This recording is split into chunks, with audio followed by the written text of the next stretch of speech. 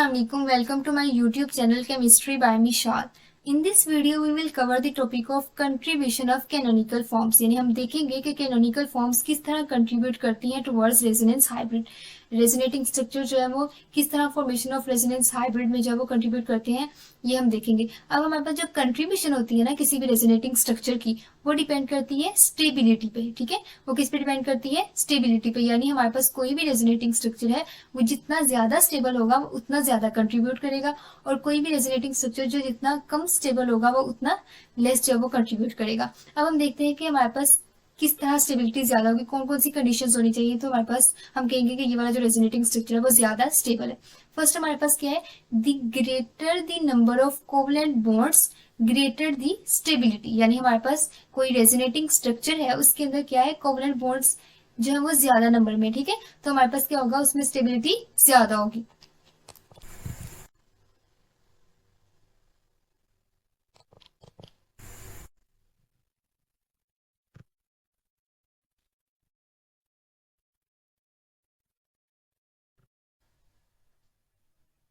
अगर हम इसकी एग्जांपल देखें, एग्जांपल में हमारे पास क्या है कि 1,3 ब्यूटाडाइन दिया गया हुआ। ठीक है, इसके अंदर हमारे पास रेजोनेटिंग स्ट्रक्चर किस तरह बनेगी? हमारे पास ये जो बॉन्ड है जब यहाँ शिफ्ट होगा तो ये वाले जो बॉन्डिंग इलेक्ट्रॉन्स हैं ये CH2 के ऊपर शिफ्ट हो जाएंगे, और CH2 पे इलेक्ट्रॉन डेंसिटी ज्यादा होने की वजह से नेगेटिव चार्ज आ जाएगा, और इस वाले CH2 पे पॉजिटिव आ जाएगा क्योंकि यहाँ से इलेक्ट्रॉन जो मूव किया, और इसमें जो CH2 जिस तरह पहले उसने पाई बॉन्ड के थ्रू जब अपना न्यूट्रलिटी थी वो मेंटेन की हुई थी, अब उसके ऊपर पॉजिटिव चार्ज आ जाएगा। ठीक है, और सेकंड हमारे पास कैसे बन सकता है कि अगर ये वाला जो इलेक्ट्रॉन्स है वो यहाँ पर बॉन्डिंग पाई बॉन्ड के इलेक्ट्रॉन्स मूव करें और ये वाला जो है वो इसके ऊपर CH2 के ऊपर नेगेटिव चार्ज बना दे, तो हमारे पास ये वाली पॉसिबिलिटी है। ठीक है, इस रेजोनेटिंग स्ट्रक्चर की। अब हमारे पास ये जितने भी रेजोनेटिंग स्ट्रक्चर बने हुए हैं, अगर आप इन सबको कंपेयर करो तो फर्स्ट वाले में आपको ज्यादा कोवलेंट बॉन्ड दिख रहे हैं। ठीक है, मतलब आप देख रहे हो कि फर्स्ट वाले के अंदर ज्यादा नंबर ऑफ कोवलेंट बॉन्ड्स है एज कम्पेयर टू 7 और 8। 7 और 8 के अंदर जो वो कोवलेंट बॉन्ड्स इक्वल है। ठीक है, नंबर ऑफ कोवलेंट बॉन्ड, लेकिन फर्स्ट इस वाले में कोवलेंट बॉन्ड्स की जो तादाद है वो ज्यादा है। इसका मतलब ये सबसे ज्यादा स्टेबल होगा, और 7 और 8 वाला इक्वली कंट्रीब्यूट कर रहे हैं, और जो 6 वाला वो ज्यादा कंट्रीब्यूट करेगा। अब हम सेकंड कंडीशन देख लेते हैं। Structures without formal charge are more stable than with formal charge. यानी ऐसे स्ट्रक्चर्स जिनके ऊपर फॉर्मल चार्ज, यानी फॉर्मल चार्जेस क्या होता है कि पॉजिटिव और नेगेटिव चार्जेस जो वो शो हो रहे हैं। ठीक है, ऐसे स्ट्रक्चर जिनके ऊपर पॉजिटिव और नेगेटिव चार्जेस शो हो रहे हैं जैसे कि इसके अंदर है, वो क्या होते हैं? वो लेस स्टेबल होते हैं, और जिनके ऊपर नहीं शो हो रहे होते हैं वो ज्यादा स्टेबल होते हैं। अब हम अगर हम इस एग्जांपल में देखें तो इसमें अगर ये वाला जो नाइट्रोजन का जो लोन पेयर है वो यहाँ पे मूव कर जाए तो ये वाले जो इलेक्ट्रॉन्स है वो इस कार्बन के ऊपर नेगेटिव चार्ज की जो है वो जनरेट कर देंगे, तो एज ए रिजल्ट ये वाला रेजोनेटिंग स्ट्रक्चर जो है वो बन जाएगा। अब इस रेजोनेटिंग स्ट्रक्चर और इस रेजोनेटिंग स्ट्रक्चर में को आप कंपेयर करो तो फर्स्ट वाले में क्या था? कोई भी हमारे पास वो नहीं था, फॉर्मल चार्ज नहीं था, नाइट्रोजन के ऊपर भी कोई पॉजिटिव चार्ज नहीं था, ना ऑक्सीजन कार्बन के ऊपर कोई नेगेटिव चार्ज था। लेकिन जो सेकेंड स्ट्रक्चर है उसने क्या किया कि कार्बन के ऊपर नेगेटिव चार्ज बना दिया और नाइट्रोजन के ऊपर क्या कर दिया? पॉजिटिव चार्ज बना दिया।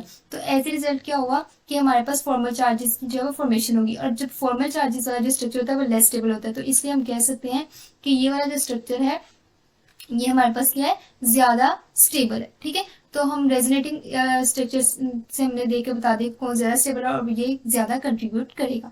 उसके बाद थर्ड देख लेते हैं, लेस चार्ज सेपरेशन ग्रेटर दी स्टेबिलिटी। यानी हमारे पास एक ऐसा स्ट्रक्चर है जिसमें चार्ज सेपरेशन कम है। देखिए, पॉजिटिव और नेगेटिव चार्ज जितने एक दूसरे के करीब हो वो ज्यादा स्टेबल, मतलब एक दूसरे को स्टेबलाइज करते हैं, क्योंकि पॉजिटिव और नेगेटिव चार्ज वैसे भी एक दूसरे को अट्रैक्ट करते हैं। ठीक है, तो हमारे पास जितनी चार्ज सेपरेशन कम होगी उतनी ज्यादा स्टेबिलिटी होगी। जैसे फर्स्ट वाला अगर आप कंसीडर कर लो रेजोनेटिंग स्ट्रक्चर, इसमें पॉजिटिव और नेगेटिव चार्ज एक दूसरे के करीब करीब है as compare to second resonating structure, तो हमारे पास क्या होगा कि फर्स्ट वाला जो रेजोनेटिंग स्ट्रक्चर होगा वो ज्यादा स्टेबल होगा। ठीक है, ये हमारे पास रेजोनेटिंग स्ट्रक्चर बना कैसे कि ये वाला जो बॉन्ड है वो यहाँ पे मूव किया। ठीक है, और यहाँ पे इस कार्बन के ऊपर जो वो इलेक्ट्रॉन डेंसिटी कम होने की वजह से यहाँ पे पॉजिटिव चार्ज आ गया, और ये वाला जो कार्बन डबल बॉन्ड कार्बन जो है वो इसकी फॉर्मेशन हो गई, पॉजिटिव चार्ज यहाँ पे खत्म हो जाएगा क्योंकि कार्बन ने 4 बॉन्ड्स अपने पूरे कर लिए। ठीक है, उसके बाद हम देख लेते हैं next point, structures with negative charge on more electronegative atom. यानी हमारे पास एक ऐसा एटम जो हमारे इलेक्ट्रोनेगेटिव एटम में क्या क्या आता है? ऑक्सीजन आ गया,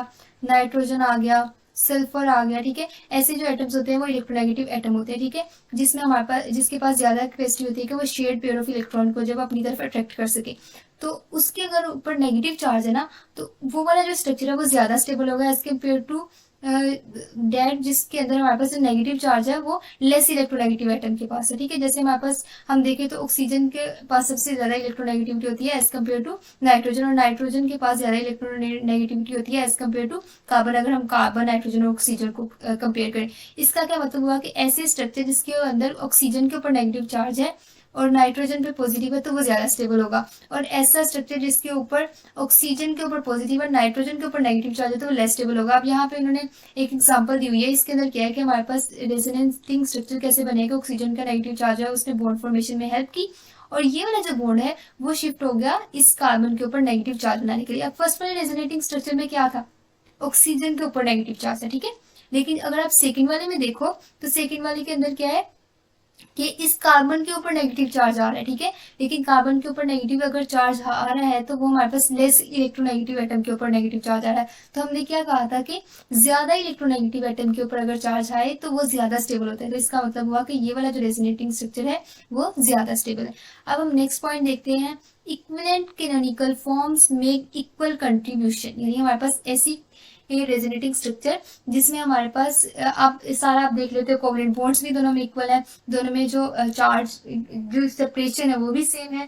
उसके अलावा हमारे पास जो वो नेगेटिव चार्ज भी दोनों के अंदर इलेक्ट्रोनेगेटिव एटम के ऊपर है, ज्यादा इलेक्ट्रोनेगेटिव एटम के ऊपर है, इसका मतलब वो इक्वली कंट्रीब्यूट कर रहे हैं। उसके अंदर जो तीन ऊपर कंडीशंस बताई हैं वो सारी सब में सेम सेम है। तो ऐसे रेजोनेटिंग स्ट्रक्चर जो है इक्वली कंट्रीब्यूट करता है। जैसे आप फर्स्ट वाला ये वाला स्ट्रक्चर देख लो, इसके अंदर हमारे पास क्या नाइट्रोजन के ऊपर पॉजिटिव चार्ज है, एक ऑक्सीजन के ऊपर नेगेटिव चार्ज है, ज्यादा इलेक्ट्रोनेगेटिव एटम के ऊपर नेगेटिव चार्ज है। उसके अलावा इसके अंदर हमारे पास जो नाइट्रोजन और ऑक्सीजन की अटैचमेंट हुई है वो थ्रू 5 कोवलेंट बॉन्ड्स हुई है। सेकंड वाला देख लो उसमें भी 5 बॉन्ड्स है, थर्ड वाले के अंदर भी 5 बॉन्ड्स है। फर्स्ट वाले के अंदर जो वो 2 फॉर्मल चार्जेस है नेगेटिव, सेकंड वाले में भी 2 है, थर्ड वाले में भी 2 है, ठीक है। फर्स्ट, सेकंड और थर्ड तीनों में नाइट्रोजन में भी पॉजिटिव चार्ज है और तीनों में ऑक्सीजन पे ही नेगेटिव चार्ज है। तो इसका मतलब ये तीनों जो है वो इक्वली कंट्रीब्यूट करेंगे, ठीक है। मतलब इन सब का जो कंट्रीब्यूशन है वो इक्वल है। इसी तरह अगर आप बेंजीन को देख लो तो बेंजीन के अंदर क्या है कि अगर इसमें इस वाले में देख लो, फर्स्ट वाले स्ट्रक्चर में देख लो तो फर्स्ट वाले स्ट्रक्चर में जो कोवलेंट बॉन्ड्स है और जो सेकंड वाले में कोवलेंट बॉन्ड है इनको काउंट करो जरा, दोनों में कोवलेंट बॉन्ड्स की तादाद भी क्या है वो सेम है। उसके अलावा दोनों में फॉर्मल चार्जेस भी नहीं है। तो इसका क्या मतलब हुआ कि दोनों जो है इक्वली कंट्रीब्यूट करें, ठीक है। तो हमारे पास ये भी हमारे पास जो है इक्वली कंट्रीब्यूट करें। इसी तरह कार्बन डाइऑक्साइड को कंसीडर करें तो कार्बन डाइऑक्साइड के इसमें सबसे ज्यादा कोवलेंट बॉन्ड्स है तो ये सबसे ज्यादा स्टेबल होगा, बाकी दो में फॉर्मल चार्जेस है। लेकिन अगर आप इन दोनों को कंपेयर करो, ये वाले जो दो स्ट्रक्चर्स हैं इन दोनों को कंपेयर करो तो फर्स्ट वाले में देखो, ठीक है। फर्स्ट वाले में क्या है कि एक ऑक्सीजन के ऊपर नेगेटिव चार्ज है, दूसरे ऑक्सीजन में पॉजिटिव चार्ज है, इसी तरह उसमें। और हमारे पास ये कैसे जनरेट हुआ कि ऑक्सीजन के, हमें पता है कि ऑक्सीजन के पास कितने होते हैं, 2 लोन पेयर होते हैं, ठीक है। तो अगर एक लोन पेयर जो है वो यहाँ मूव कर जाए और हमारे पास ये वाला जो बॉन्ड है वो इस ऑक्सीजन के ऊपर as a non bonding electron move कर जाए तो हमारे पास ये वाला रेजोनेटिंग स्ट्रक्चर बन जाएगा, ठीक है। और अगर इस तरह होकर यहाँ से नॉन बॉन्डिंग इलेक्ट्रॉन्स जो है वो यहाँ मूव कर जाए बॉन्ड की फॉर्मेशन के लिए और ये वाला जो बॉन्ड है एक वो यहाँ पे शिफ्ट हो जाए तो हमारे पास ये वाला स्ट्रक्चर जो है वो बन जाएगा, ठीक है। अब हमारे पास इन दोनों स्ट्रक्चर्स को अगर कंपेयर किया जाए तो दोनों में हमारे पास नंबर, जो total number of covalent bonds है वो हमारे पास दोनों में 4 है। दोनों के ऊपर एक एक ऑक्सीजन एटम में पॉजिटिव चार्ज और एक एक पे नेगेटिव चार्ज है, यानी ये दोनों इक्वली कंट्रीब्यूट कर रहे हैं, इसलिए हमारे पास इक्वल एनर्जी भी होंगे और इक्वल स्टेबिलिटी भी है, ठीक है। मतलब इनकी स्टेबिलिटी भी सेम है, इनकी एनर्जी भी सेम है और इसलिए वो इक्वल कंट्रीब्यूशन दे रहे हैं अपनी, ठीक है।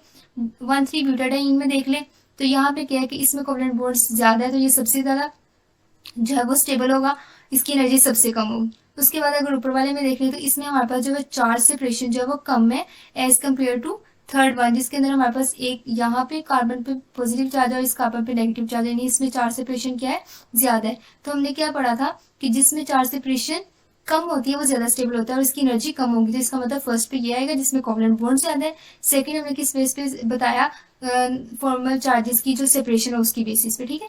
तो हमें पता चल गया कि कौन सा ज्यादा स्टेबल है और कौन सी ज्यादा कंट्रीब्यूशन जो है वो शो करेगा।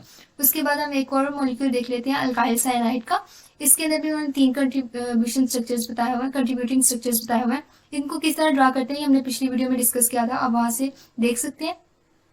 अब हमारे पास क्या था कि फर्स्ट वाला जो है इसके अंदर कोई भी फॉर्मल चार्ज नहीं है, ठीक है। तो ये सबसे ज्यादा स्टेबल होगा।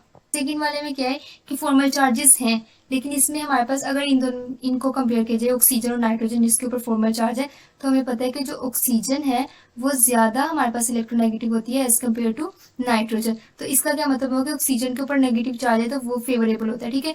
और अगर नाइट्रोजन पे पॉजिटिव हो तो वो फेवरेबल होगा इस मॉलिक्यूल के लिए, ठीक है। तो हमारे पास यहाँ पे ये फॉलो हो रहा है रूल, तो इसका क्या मतलब हुआ कि ये स्टेबल हुआ।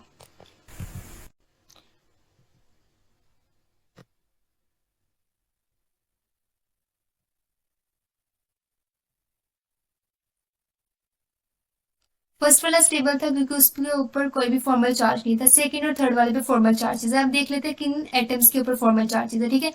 अब यहाँ पे नाइट्रोजन और ऑक्सीजन दो पे फॉर्मल चार्जेस है, ठीक है। और हमने क्या पढ़ा था कि ऑक्सीजन जो होती है वो ज्यादा इलेक्ट्रोनेगेटिव होती है एज कम्पेयर टू नाइट्रोजन। तो इसका क्या मतलब है कि ऑक्सीजन के ऊपर नेगेटिव चार्ज है वो ज्यादा फेवरेबल होगा as compare to negative charge on nitrogen, ठीक है। यानी हमारे पास ऑक्सीजन के ऊपर नेगेटिव चार्ज हो और नाइट्रोजन के ऊपर पॉजिटिव चार्ज हो तो वो फेवरेबल कंडीशन होगी as compare to the structure in which nitrogen has negative charge and oxygen has positive charge. तो इसका मतलब हुआ कि ये वाला जो स्ट्रक्चर है वो ज्यादा स्टेबल है as compare to this one. तो ये हमारे पास हमने स्टेबिलिटी का ऑर्डर बता दिया। और एनर्जी जो ज्यादा स्टेबल होगा उसकी एनर्जी उतनी कम होगी और वो उतना ज्यादा कंट्रीब्यूशन अपनी शो करेगा, ठीक है। अब हम आज का टास्क देख लेते हैं। हमारे पास आपने ये जो है वो आपका टास्क ये है कि आपने ये जो दोनों क्वेश्चन है इनको सोल्व करना है। इनके जो आंसर्स हैं वो डिस्क्रिप्शन में मैं दे दूंगी। और ये थी आज की video. Thanks for watching my video. अल्लाह हाफिज़।